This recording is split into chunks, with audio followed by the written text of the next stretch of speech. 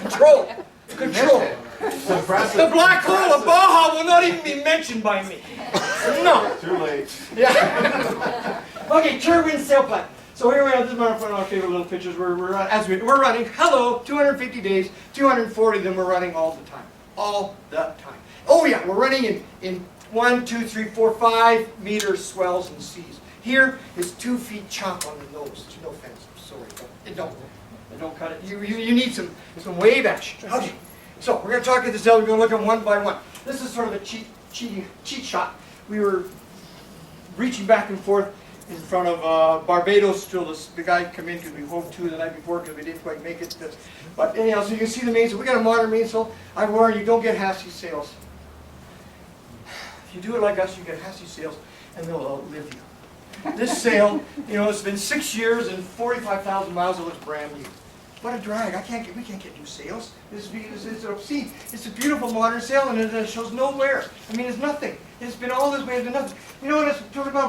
We got full bad ends. We got a loose foot. We got 2 deep reefs. The 3rd reef is the trysail that's coming. Lazy jacks, a storm track, Cunningham, a boom brake.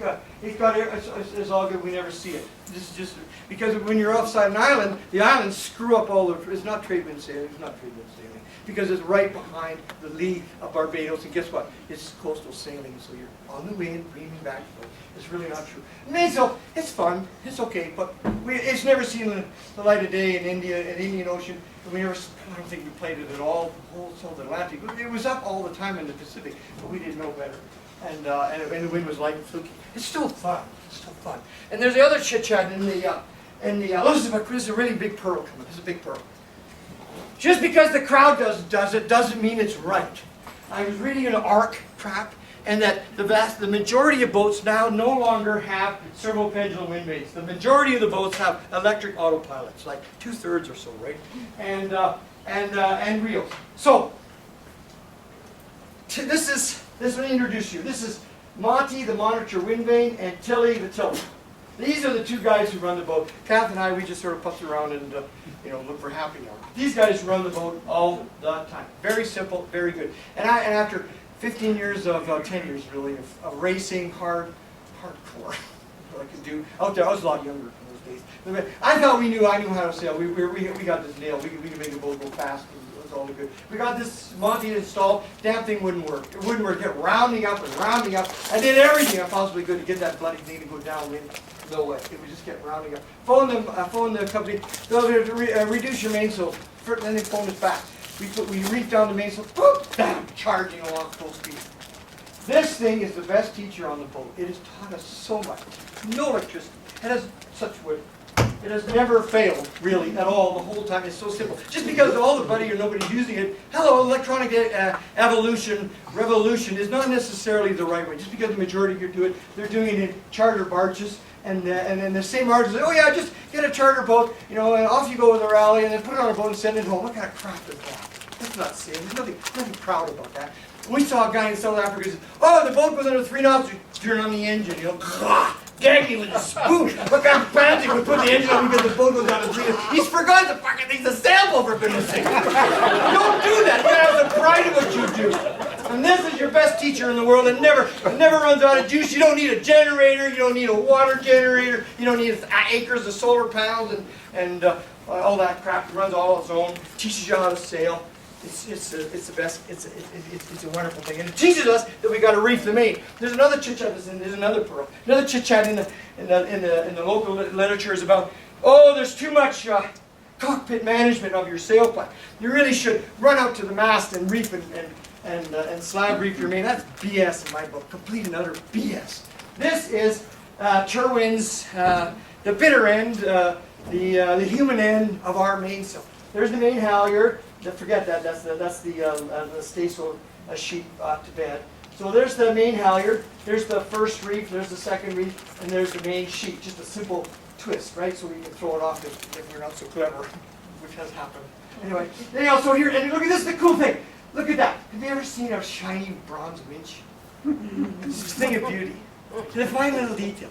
And then the 2 little red lines there's the 2 little. So we got a double reef in the main. Hello, surprise. There's the 2 notches. So we don't even have to look up. and it's all by hand. I could do this by hand in a cockpit by myself. Kathy by herself in the middle of the night. We just drop it down. Putting it up is easy because there's not enough wind, so that's not a big deal. It's dropping it is the problem. It's the dropping you want to do, not the putting up. And sometimes I gotta admit, sometimes to put the thing up, sometimes I'll just for an excursion go to the mast, or Kathy will go to the mast, and we'll jump the main halyard at the mast, the other trim it at the back.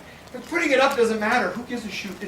It's when you're the lazy, weak, scared, tired, dumb. Co-skipper should have, could have, would have, should have put that reef in 20 minutes ago. Now it's really, you should have done it, right? And then, but you can do it from the cockpit. So this is single line slab reefing, and we like it. I like it. Anyhow, we can run it, stand right there, and this is seeing so much action. The only part of winding we got to do is the single line reefing line. Fantastic, fantastic. Mainsail, don't listen to them. And the mainsail, another problem with the mainsail is it's too bloody heavy in the ocean. When it goes under 6 knots apparent, the thing is too heavy. Whack! Whack! Whack! Whack! Whack! Drives you bonkers, tears the sail apart. We never, we don't do it. We put it to bed. But we do occasionally. Here it is. It's a flat ocean, no waves. Obviously, it's in the Pacific. And the jib, sorry, not the mainsail, the jib. The jib is too heavy. Whack, whack, whack. So we got a half-seat drifter. It's fantastic. 125%, 2.2 ounces, and holds its shape. And I don't know why I put it in there. It's struck me talking about the mainsail. But we did use the mainsail to windward in the Pacific because the Pacific's fluky. Okay, the mainsail. Finish back to the mainsail. 2 reefs in the mainsail. Technical, sorry.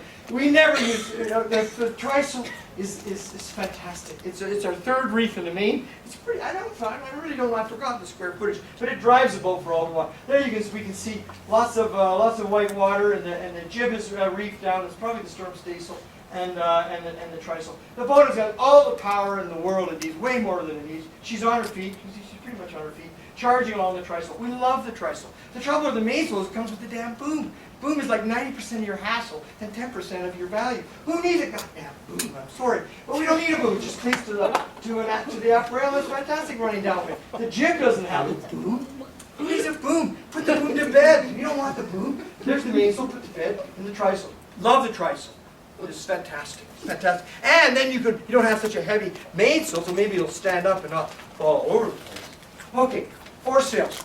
Oh, moving along pretty good. Foresail. There might be time for a question.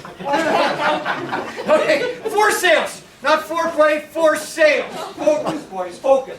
The cutter rig is the ultimate rig. And of course, as a cutter, here's the bow, here's the stern, here's the mast, and a sloop. Of course, it's got to be forward because you got the main sail, really big. But with the cutter, it's moved back from 1 to 10. It's 4 or more aft from the front. So the fore triangle is bigger than in a sloop.